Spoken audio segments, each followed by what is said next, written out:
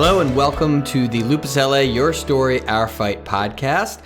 We've got two new sponsors this season I'm really excited about. I want to thank Mallinckrodt Pharmaceuticals for their incredible support of this podcast, and our good friends at Gemini Beauty. I want to feature today this little cool daily glow serum from Gemini.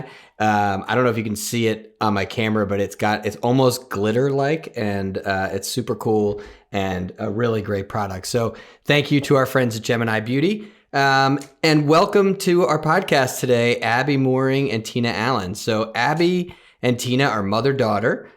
Tina's the mom, Abby's the daughter. And this is, we've done a few mother-daughter situations. Usually we're talking about the daughter having lupus. In this case, Tina, you're the lupus patient. And Abby has reached out to Lupus LA because she's in the process of really trying to raise some awareness, and we're going to get into all of that. But welcome to the podcast. Thank you. So Tina, tell me a little bit about your lupus diagnosis. I know it was fairly recent, and so I think it's an interesting. A lot of lupus patients are really diagnosed in their teens and 20s, and your diagnosis came later than that. So tell us about that. Yeah, I think I probably had it for 7 years before I was officially diagnosed, but officially diagnosed in 2015. And prior to that, I had a thyroidectomy. And then, like I had said previously, we were at a softball game, and I got a rash on my legs. We were doing a softball tournament, so we were outside for long periods of time. Every day in the summertime, and I got a rash on my legs and went to the dermatologist. I thought I had poison, and she asked me if I thought I might have lupus and I should get checked for it. So I went to the doctor. And so did you have other symptoms for those 7 years or so that you then went back and attributed to your lupus? Yeah, I had pain and fatigue, the photosensitivity, and I knew I was just too tired to be 40 years old. So, And so post-diagnosis, once you were diagnosed with lupus, what was your course of treatment like, and how have your symptoms been? First of all, I was scared to death because I didn't know what in the world it was. The first thing I think I asked was, are you going to live? Mm-hmm. Are you be okay? So that's scary for the kids, for sure, and my husband. But it's been a lot of trial and error with my, I've got a really good support team of doctors and my family doctor and an arthritis doctor. So, and you're based in North Carolina, right? You grew up in North Carolina? Yes. And Abby, you grew up in North Carolina, but now you're back and forth to LA? I did. I grew up in North Carolina, and I moved to LA in August of 2021. Mm-hmm. Got it. So Abby, how old were you when your mom was diagnosed? I believe she said 2015, so I was 15. I think it was a softball tournament that we won. Mm-hmm. Well, that's good. Yeah. And it was during that she got a rash, and we didn't know what it was. So I was 15. No, actually. And how many other siblings do you have? I have an older brother. He's 2 years older than me. Yeah. So what was sort of the reaction amongst the family? What were sort of the steps you've taken? I think, we've talked a lot about when a parent has a child diagnosed with lupus on this show, and I'm sort of curious to explore what that did to you as a child.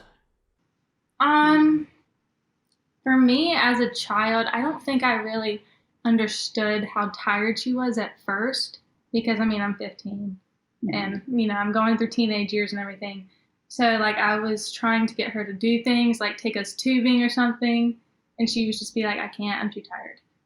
Which is, I understand it better now. I assume that gets a little bit scary. And do you think your brother, being a little older at the time, was he more concerned? Did you guys talk about it ever when you guys were kids?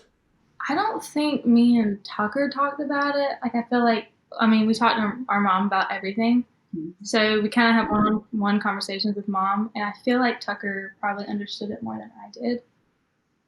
Because Tucker's like the nicest person ever. So I think he probably understood it better. And I guess how over the course of the last, the last 7 years, what has been your experience with lupus in the household, in the family? How much of a daily conversation is it? Not much, because I don't want that to be their life. I want them to live their life to the fullest. I pushed her to come here, do this. Do not worry about me. I want them to live a full life as they can. But I started getting the Nasta injections 3 years ago, and that seemed to help a lot with the energy levels, and my white count has gone up some. It stinks being out here in California, not being able to go in the sunshine, though, and do fun things with them. But the times I've tried, I've got 3rd-degree burns on my face, so I know I can do that. She'll get pretty bad flare-ups, especially on her nose when she goes outside for too long. Yeah. That's tough. That's especially being here. And I mean, it really, especially over the summer anywhere, but definitely Southern California is a tricky place for lupus patients who have such severe sun sensitivity. So Abby, I should let our audience know you're an actress and model, and you have a mega Instagram following, which we love because they're all going to watch this podcast. But so tell me about the choices that you had to make in terms of deciding, okay, I'm going to leave my mom and come out to LA to sort of follow this dream. Mm-hmm. And what decision, how much did lupus play a part in that decision? Let's see. She really pushed me to move out here. I think it was in June that she was like, okay, you got to get out there. You got to, live your life and everything. And I think she really pushed me to do it. And it's just no work in North Carolina. And her manager is here, and she's very supportive, and she's with several agencies here. So it's just the best fit for her here in the West Coast. So I said, you do it. I'll come stay with you, help you out, but do not let me hold you back. I want them both to live their dreams and not be my caregiver. And I stayed home, 2 years after high school? Mm-hmm. Yeah, I lived at home for 2 years after high school, and I did online college and stuff like that. And when I was leaving, I was always there to help her. Mm-hmm. And I told my stepdad, I was like, you need to keep an eye. Mm-hmm. You better keep an eye. And he's and you're keeping your eye on him and to keep his eye on Tina, right? Yeah, right. He plays golf and during the day, and she would stay home with me, but he's great, a great support system as well. Now, Tina, before your diagnosis, were you working at all? What kind of path did lupus alter for you? Luckily, I was able to retire at 40. My husband is a farmer, and he sold a lot of his land. So we both retired.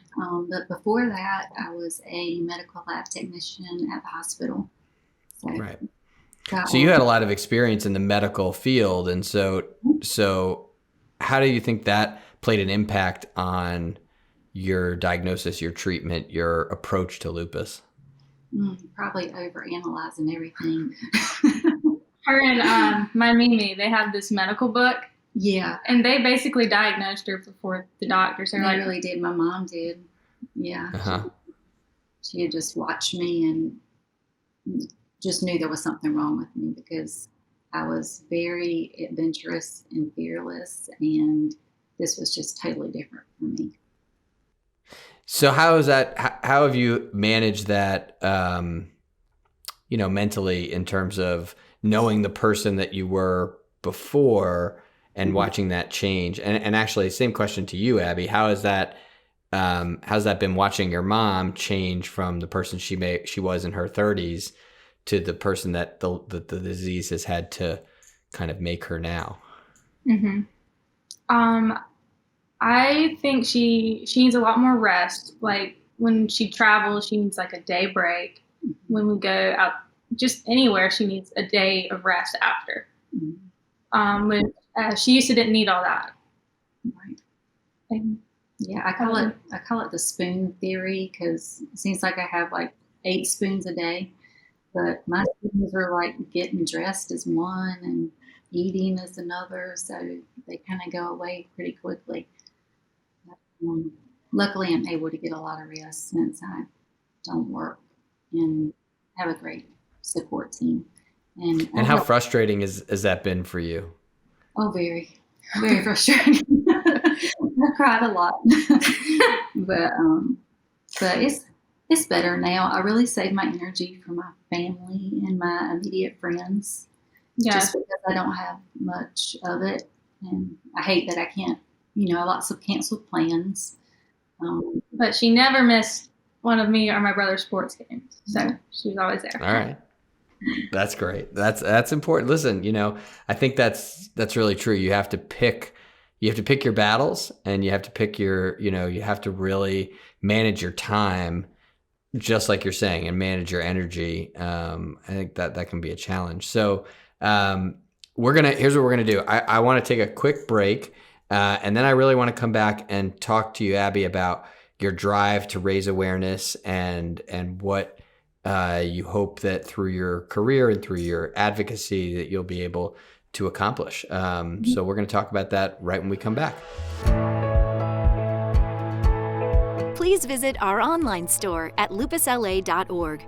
By purchasing Lupus LA products, you are directly supporting lupus patients and their families. For more information, visit lupusla.org. Welcome back to the Lupus LA Your Story, Our Fight podcast. We're talking to Abby Mooring and her mom, Tina Allen. And before the break, we talked about advocacy, and I wanted to ask you, Abby, I know you're sort of really at the start of what looks to be a very promising career. And so why is it important to you to talk to us today, just to try to work within the lupus world to raise awareness? Well, I feel like lupus is a disease that no one really talks about. I mean, you hear about cancer and everything, but lupus is just not known as well. And honestly, I don't even think I knew what lupus was before she had it. So I think it's just important that people be aware of it and actually what it is, because it could help someone who doesn't know what's going on to find out that it could be lupus. And so in your, when you go on a new job or meet new people in the industry, how much do you talk about lupus? Well, they always ask me, when you meet new people, you tell them like your life story and everything. And I talk about my mom pretty much every time. And they, actually recently somebody asked me, I was like, oh, she has lupus. So it comes up fairly often. And have you found, because I always find when I talk to people that I'm always surprised at how many people have a lupus connection. Have you found any interesting lupus connections? Yeah, now that I know like she has it, I feel like I've heard it more and more and more. Yeah, we got Kazi Tunagas, his movie Stand and 8, his mother has it. And then one of your photographer's mothers had it, Loretta Houston. Mm-hmm.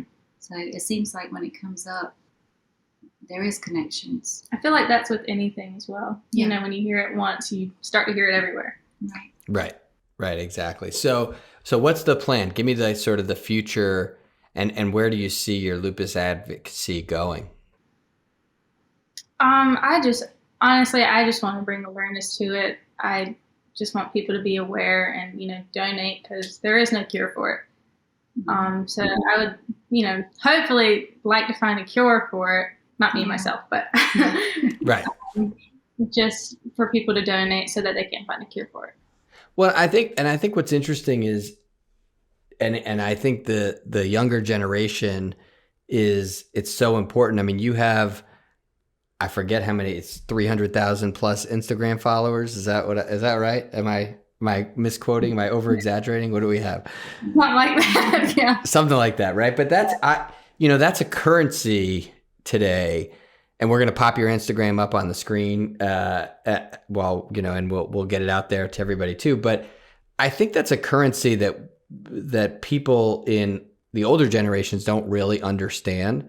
And I think there's so much value in being able to use that platform. And have you done any lupus awareness on the platform yet? And has that resulted in any response? I mean, we posted stories and stuff like that, but I'm still new to all this.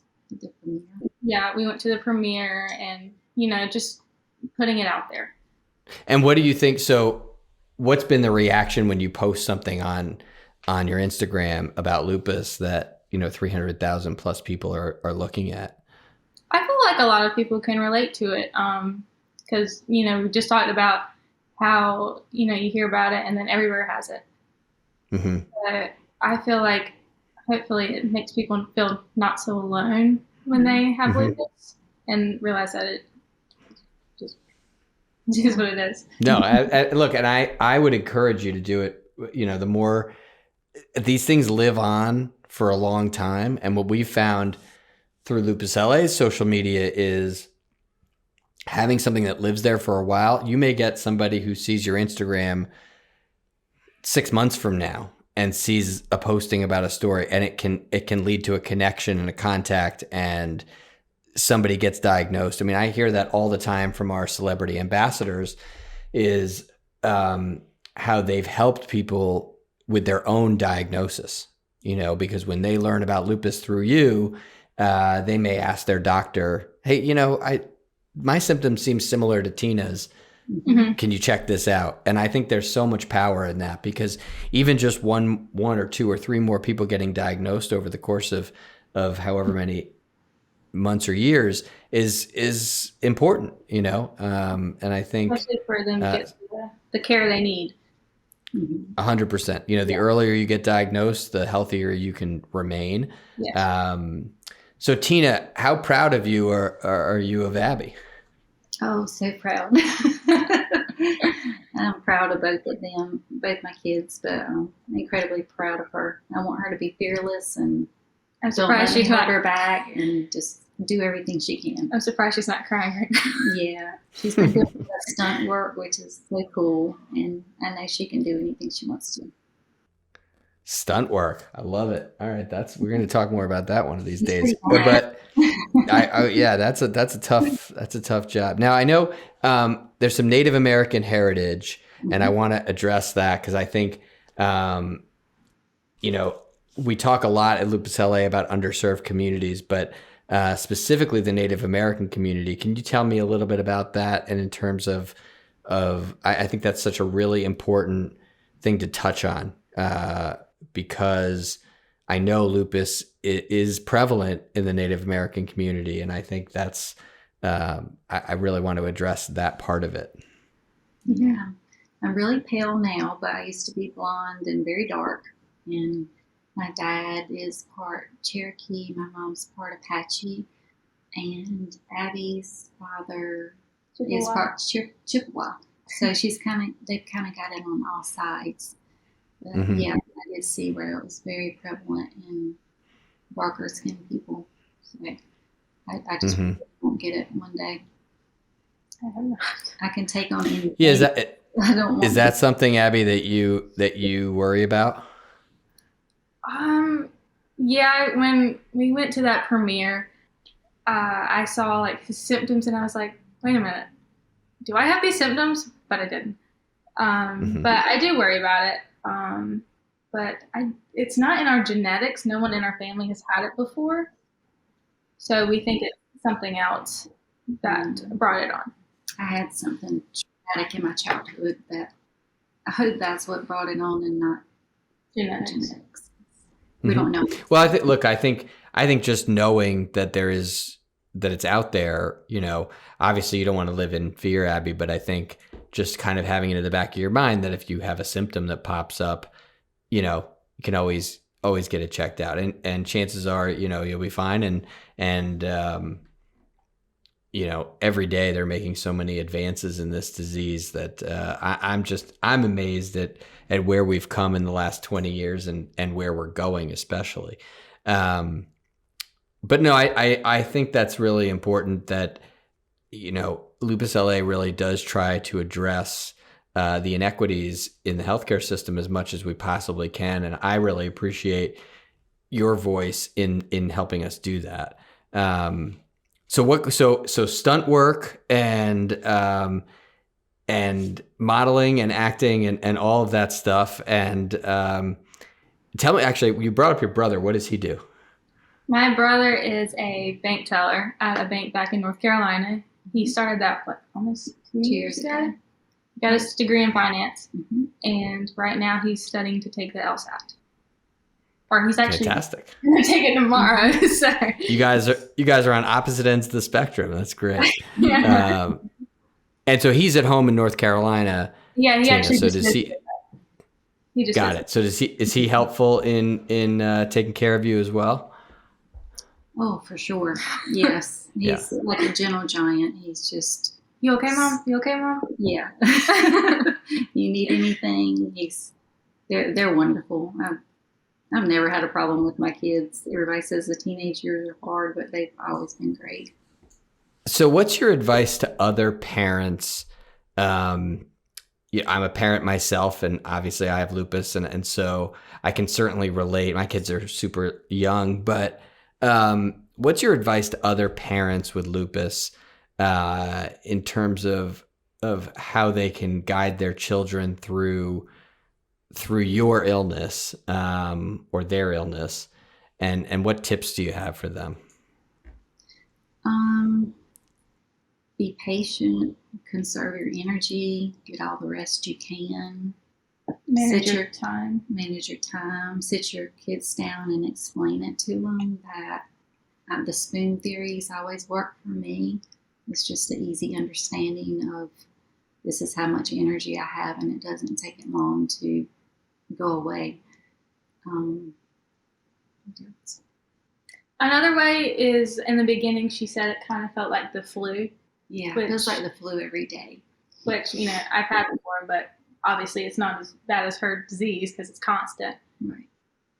Maybe that's a way to explain to a kid who's had the flu. Mm-hmm. And Abby, what would you say to other kids?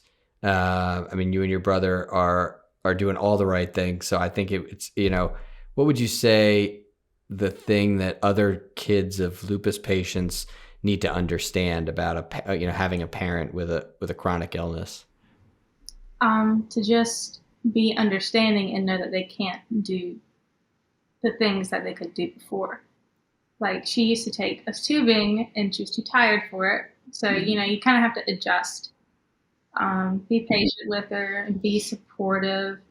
I do a lot of the cooking for her, so I try and take care of her as much as I can. And she cooks very healthy and makes sure I eat healthy and drink all the good stuff. Kombucha and teas. And I literally forced her before this to just drink a cup of water. Yeah.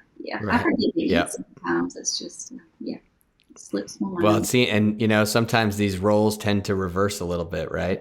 I actually said that at the mall the other day because I was, when you're a kid, you want your mom to carry, carry this bag. And I was like, no, Mom, let me carry this bag. Mm-hmm. Mm-hmm. I was like, and then I turned to her, I was like, the table's turned for sure. Yeah. No, but listen, I really admire both of you for walking this path, and thank you so much for sharing your story with us. I know it's going to be super inspirational to other moms and daughters and parents and kids.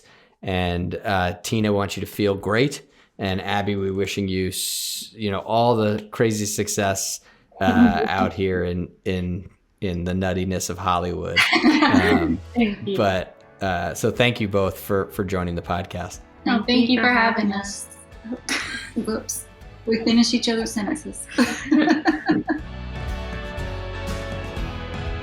On behalf of the entire team at Lupus LA, we thank you for joining the Your Story, Our Fight podcast. Please tune in, spread the word, and come back for more inspiring lupus stories. I'm your host, Adam Selkowitz, wishing you good health, and to always remember, your story is our fight.